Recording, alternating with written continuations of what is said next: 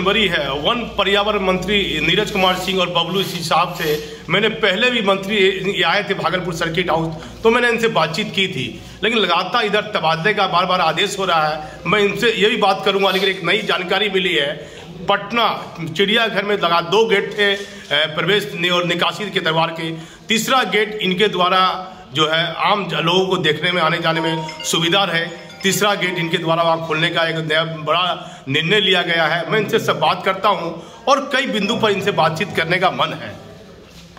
भैया क्या लग रहा है आपको, तीसरा गेट आप चिड़ियाघर में वहाँ?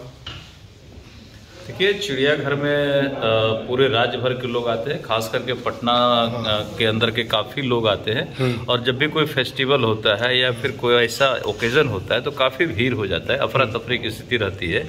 तो हम लोगों ने प्लान किया है कि 2 गेट तो भी है, बट तीसरा गेट हो जाए तो आम लोगों के लिए काफ़ी आसान होगा और फेस्टिवल के समय काफ़ी आसान हो जाएगा कि लोगों को जाने आने का, नहीं तो कभी कभी 10,000, 15,000, 20,000 की भीड़ हो जाती है तो परेशानी होता है। तो परेशानी को कम करने के लिए हम लोग तीसरा गेट का प्लान किए हुए। कोरोना ये संक्रमण का बीमारी बड़ा तेजी से भागलपुर में फैल रहा है। ये भागलपुर डीआईजी के बॉडीगार्ड को लेकर, कुक को लेकर, ड्राइवर को लेकर सबको कोरोना फैल गया। इसी बीच कोरोना जिस तरह से फैल रहा है, पूरे राज्य और पूरे देश में फैल रहा है, तो इसमें थोड़ा सा प्रिकॉशन लेने की आवश्यकता है। हर व्यक्ति अपने अपने ढंग से प्रिकॉशन ले तो निश्चित रूप से इसका कुछ रोकथाम हो पाएगा।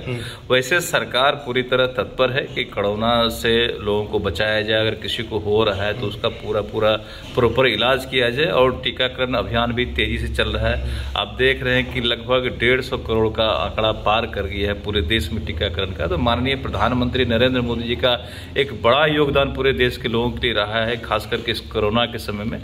जो आज हम और आप अगर सही सलामत यहाँ हैं तो माननीय प्रधानमंत्री जी का देन है कि हमको सही समय पर वैक्सीन फ्री में मिल गया है, तो हम लोग सही सलामत है। और अभी जो ये कोविड का इफेक्ट है, हम समझते हैं ओमिक्रॉन का, तो ओमिक्रॉन हमको लगता है कि इसका असर बहुत कम होता है, सर्दी खांसी जुकाम की तरह इसका आता है और फिर वो धीरे से ख़त्म भी हो जाता है। तो बहुत घबराने की बात नहीं है इसमें, लेकिन सतर्क जरूर रहना चाहिए कि ना हो तो ज़्यादा बेहतर है, होने से भी बहुत खतरा नहीं है। जातीय जनगणना को लेकर क्या स्थिति है नीतीश कुमार और जदयू और बीजेपी के बीच? ऐसे देखिए, जदयू और बीजेपी की बात आप क्यों करते हैं? कोई इस बीच की बात नहीं है। अपना रहे, जातीय जनगणना का मांग चल रहा है, हम उसका विरोध कभी नहीं करते हैं, लेकिन हमारा ये मानना है, ये मेरा व्यक्तिगत मानना है कि जातीय जनगणना से पहले अगर जनसंख्या नियंत्रण कानून आ जाता है वो हमारे देश के लिए बेहतर होगा, हमारे राज्य के लिए बेहतर होगा। क्योंकि जिस तरह से जनसंख्या विस्फोट हुआ है पूरे देश में और बिहार में खास करके, तो आप जहां भी निकले, बाजार जाए, सड़क पे जाए, रेलवे स्टेशन जाए, बस स्टेशन जाए, आदमी ही आदमी, ऐसा लगता है कि पता नहीं कहाँ आ गए हैं। तो जनसंख्या का इतना बुरा हाल है कि हम विकास का काम करते हैं तो वो कम पड़ते जा रहा है। जितना भी विकास का काम होता है वो लगता है कि कम हो गया। पहले हम लोग सिंगल सड़क पे चलते थे, अभी डबल लेन सड़क बन रहा है, फिर भी गाड़ियां बढ़ जाती है। 4 लेन सड़क बना है, फिर भी गाड़ियां बढ़ गई। जब तक 6 लेन बनेगा तब तक लगेगा कि 8 लेन की आवश्यकता है। तो जिस रफ्तार से जनसंख्या का वृद्धि हो रहा है, मुझे लगता है कि निश्चित रूप से इसमें कानून बनाने की आवश्यकता है, ताकि कानून बन जाएगा, जनसंख्या नियंत्रण हो जाएगा, तो जो हमारे देश का क्षेत्रफल है उसके हिसाब से लोग अपने अपने इलाके में थोड़ा ठीक से रह पाएंगे। अगर यही रफ्तार रहा तो आदमी के ऊपर आदमी खड़ा होगा, जगह ही नहीं होगा। आदमी, इंफ्रास्ट्रक्चर बढ़ रहा है, लोग बढ़ रहे हैं और जमीन हमारा कम हो रहा है, तो जमीन पे ही आदमी रहेगा, जमीन पे ही खेती होगा, जमीन पे ही इंडस्ट्री रहेगा, जमीन पे ही सड़कें बनेंगी, जमीन पे ही रेल लाइन बिछेगा, तो आदमी जमीन ही कम पड़ जाएगा जो रफ्तार है। तो हम रहेंगे कहाँ? चांद पर थोड़े अभी जा रहे हैं। जब चांद पर जाएगा, लोग दूसरे ग्रह पे जाएंगे, तब देखा जाएगा। अभी तो हमको इसी धरती पे रहना है, तो नियंत्रण तो करना ही पड़ेगा। मन से नियंत्रण करें या कानून के डर से नियंत्रण करें, नियंत्रण तो करना ही पड़ेगा। जातीय जनगणना को लेकर आपका व्यक्तिगत विचार क्या है? व्यक्तिगत विचार है कि ठीक है, जब उसकी आवश्यकता होगी तो देखा जाएगा। फिलहाल इसकी आवश्यकता है, पहले आदमी को ये करना चाहिए। आदमी प्रायोरिटी तय करता है ना कि पहले हमें कौन सा काम करना चाहिए। अगर हम राजनीति में हैं, सरकार चलाते हैं, कोई काम आप बिजनेस में हैं, तो लोग मार्केटिंग देखते हैं कि पहले हमें कौन सा सामान बेचना है, कौन सा सामान निकालना है। जो एक्सपायरी है लोग पहले निकालने का प्रयास करते हैं। तो मुझे लगता है कि जिस चीज से नुकसान हो सकता है उसका रोग इलाज पहले करता है। जो बीमारी, अगर छोटा बीमारी हो तो लगता है इसका इलाज बाद में करेंगे, जो गंभीर बीमारी लगता है उसका इलाज लोग पहले चाहते हैं। तो ये गंभीर बीमारी है, इस देश के लिए गंभीर बीमारी है कि भाई जनसंख्या विस्फोट, इसको नियंत्रण करना सबसे पहले आवश्यक है। हर चीज से पहले ये कानून आ जाए तो मुझे लगता है कि देश हमारा बच पाएगा। आपको लगता है कि पहले ये कानून आएगा?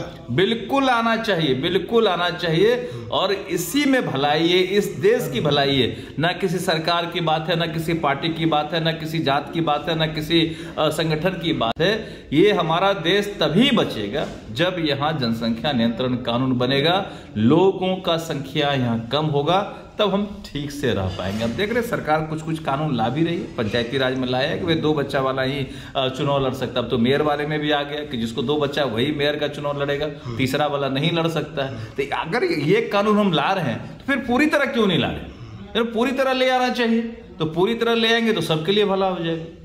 एक बात, भागलपुर लगातार आ पा रहे हैं, कोई विशेष कार्यक्रम कल 10 जनवरी? हाँ बिल्कुल, कल हमारे डिपार्टमेंट का कार्यक्रम है। इस यहाँ पे प्रदूषण नियंत्रण बोर्ड का क्षेत्रीय कार्यालय का शिलान्यास है और उसी में हम आए हुए हैं। और जो ये अभी भारत सरकार के द्वारा ईंट भट्ठे का बंदी का दिया गया है कि जो लाल ईंट है उसे बैंड किया जाएगा, तो अल्टरनेट उसका क्या होगा, उसके लिए हम लोग यहाँ कहलगांव फ्लाइस एनटीपीसी के लोगों को भी बुलाया है। उनके साथ भी हमारा बैठक है। जो फ्लाइस मेकर, ब्रिक्स मेकर लोग हैं, उन लोगों को भी हम लोग बुलाए हैं। तो बैठक उसी के संदर्भ में प्रशासनिक अधिकारियों के साथ भी, बिल्कुल जिलाधिकारी का तो अभी नहीं है, अगर आवश्यकता होगी तो फिर उन लोगों के साथ कुछ अहम बिंदु भी है मंत्री जी। मुझे लगता है कि मेरे डिपार्टमेंट का अभी यही बिंदु है। हम लोग 2-3 बिंदु पे काम कर रहे हैं और खास करके हमारे डिपार्टमेंट के अंदर पूरे राज्य भर का पार्क आया हुआ है। तो भागलपुर के पार्क को भी हम लोग देखेंगे क्या डेवलप कर सकते हैं। इको टूरिज्म को बढ़ावा देने के लिए हम लोग क्या कर सकते हैं। अभी मैं गया यहाँ बांका से आया हूँ,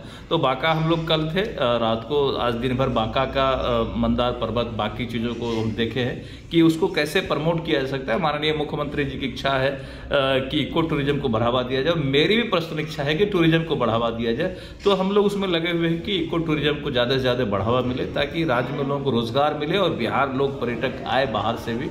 ये हम लोग पार्क को लेकर बहुत लगातार आपकी रुचि है, जैसे राजकुमार भैया बताया, तो क्या पार्क को लेकर क्या? बिल्कुल, मैंने बताया कि पूरे राज्य भर का पार्क हमारा डिपार्टमेंट है। पार्क को हम लोग बेहतर बनाना चाहते हैं और अभी ये स्थिति है कि भागदौड़ की जिंदगी में लोगों को फुर्सत कम मिलता है, तो शांति से थोड़ा बैठने के लिए, स्वच्छ हवा लेने के लिए पार्क हर शहर में होना जरूरी है। तो उस पार्क को, हर पार्क को हम लोग बेहतर बनाने का प्रयास कर रहे हैं ताकि पार्क में जाके लोगों को सुकून महसूस हो, शांति महसूस हो, और जो लोग योग करते हैं बैठ के शांति से योग कर सके, जो एक्सरसाइज करते हैं बैठ के एक्सरसाइज कर सके, जाके घूमे टहले। आदमी स्वस्थ रहे, स्वस्थ रहना बहुत आवश्यक है लोगों के लिए। आदमी स्वस्थ रहेगा तभी स्वस्थ काम कर पाएगा राज्य और देश में। तो इसके लिए पार्क आवश्यक है और पार्क को हम लोग बेहतर और खूबसूरत बना। एक अलग विषय फैल रहा है, भागलपुर डीआईजी के यहाँ सभी लोग कोरोना पॉजिटिव हो गए हैं डीआईजी को छोड़कर। तो ऐसे में सिपाही, लगातार सिपाही के तबादले का आदेश डीजीपी ने दे दिया है और कम से कम 80,000 से भी अधिक सिपाही हैं पूरे बिहार में। क्या लगता है कि इतनी तेजी से कोरोना का वायरस फैल रहा है, तो ऐसी स्थिति में बिहार के मुख्यमंत्री या डीजीपी से आप पहल कीजिएगा कि जरूरी है कि भाई अभी हस्तांतरण कर दे 2 महीना के बाद, जब संक्रमण कम हो जाए धीरे धीरे? क्या लगता है? देखिए, इसमें आपका सवाल बिल्कुल जायज है और मुझे लगता है कि ट्रांसफर पोस्टिंग अपने टाइम के हिसाब से होते रहता है। तो टेन्योर पूरा हो गया है तो ट्रांसफर पोस्टिंग तो होना ही है। लेकिन आपने जो सवाल किया कोरोना पीरियड का, मुझे लगता है कि ये सही है। इस पर विचार करने की आवश्यकता है कि जब तक कोरोना पीरियड है तब तक इसको स्टे करके, अगर कोरोना कम हो जाता है तो फिर कर दिया जाए, कोई दिक्कत नहीं है। क्योंकि अभी थोड़ा सा अफरा तफड़ी भागम भागी की स्थिति रहेगी तो पता नहीं किसका कोरोना कहाँ पहुंचेगा, कहाँ से लेके कौन कहाँ जाएगा। तो थोड़ा स्टे करने का इसमें प्रभावशाली मंत्री आप हैं नीरज बाबू, और लंबे समय से राजनीतिक जीवन में हैं। बिहार के डीजीपी को मेरे चैनल के माध्यम से क्या कहिएगा, क्या तबादला फिलहाल रोका जाए? बिल्कुल, आपका सवाल सही है। हम देखते हैं, अपने डिप्टी सीएम से भी बात करते हैं कि वो डीजी से बात कर लें और अगर संभव हो तो इसे रोक दिया जाए। भी मुख्यमंत्री से भी तो आप बात कर सकते हैं। बिल्कुल, माननीय मुख्यमंत्री से बात करने की आवश्यकता होगी तो मैं माननीय मुख्यमंत्री जी से भी बात करूंगा। 80,000 पुलिसकर्मी की बात है। बिल्कुल बिल्कुल, मैं प्रयास करूंगा कि ये तबादला रुके।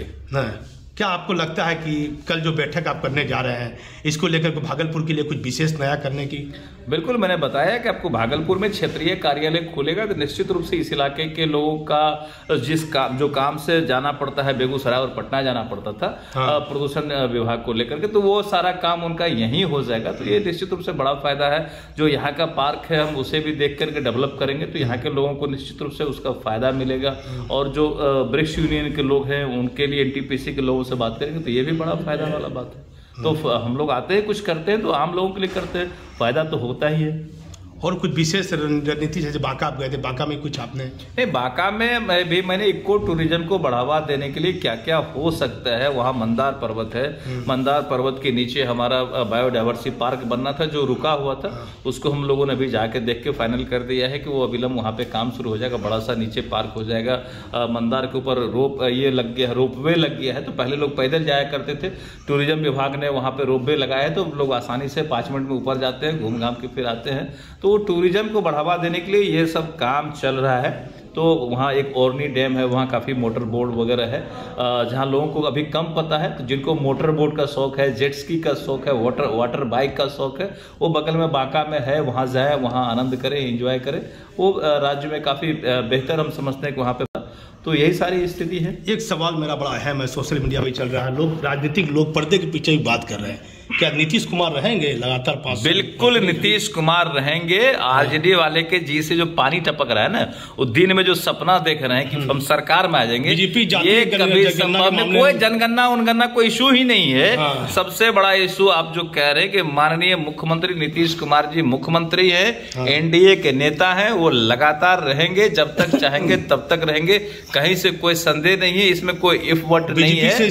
कोई आरजेडी दिन में सपना देखता रह जाएगा लेकिन मुख्यमंत्री बने रहेंगे, कोई बीजेपी जेडीयू की बात नहीं, पूरा हमारा चारों दल इंटैक्ट है, उसमें कहीं कोई गड़बड़ी नहीं है। तो आपको लगता है कि पूरी तरह 5 साल इस बार लगातार एकदम 100% है मुख्यमंत्री जी रहेंगे? और जातीय जनगणना के मामले में भी, अरे जनगणना ये सब चलता रहेगा, कहाँ मैं कह रहा हूँ, जनगणना कोई इशू नहीं है इसमें, सरकार चलती रहेगी, बाकी एजेंडा चलता रहेगा। बीजेपी जदयू का गठबंधन नहीं टूटने वाला, कभी नहीं टूटेगा। जो एक बार टूट गया तो लोग समझ गए, इसलिए कभी टूटने की बात नहीं है, ये चलता रहेगा और एजेंडा अपना अपना चलता है। देखिए, राजनीतिक पर्दे के पीछे की बात से वन पर्यावरण मंत्री नीरज कुमार सिंह बबलू ने इस बात से इनकार किया, कहा कि बिहार के मुख्यमंत्री नीतीश कुमार बने रहेंगे, लेकिन बिहार में 80,000 पुलिसकर्मी के लिए ये बिहार के डीजीपी, उन्होंने कहा कि सीएम से भी बात करेंगे और उप मुख्यमंत्री से बात करेंगे। बात की डीजीपी से इस मामले में, जिनसे भी जरूरत पड़ेगी उनसे बात करूंगा। मुख्यमंत्री से बात करने की आवश्यकता होगी, माननीय मुख्यमंत्री से बात होगी, डीजी से बात करने की आवश्यकता होगी तो डीजी से बात करेंगे, जहां भी जरूरत पड़ेगा मैं बात करूंगा। देखिए, कोरोना संक्रमण काफी तेजी से फैल रहा है, डीआईजी के यहाँ सभी लोग पॉजिटिव हो गए हैं। उन्होंने कहा है कि सिपाही के हित के लिए ये बिहार के डीजीपी और सीएम से बात करेंगे। मैं भागलपुर से दीपक नौरंगी।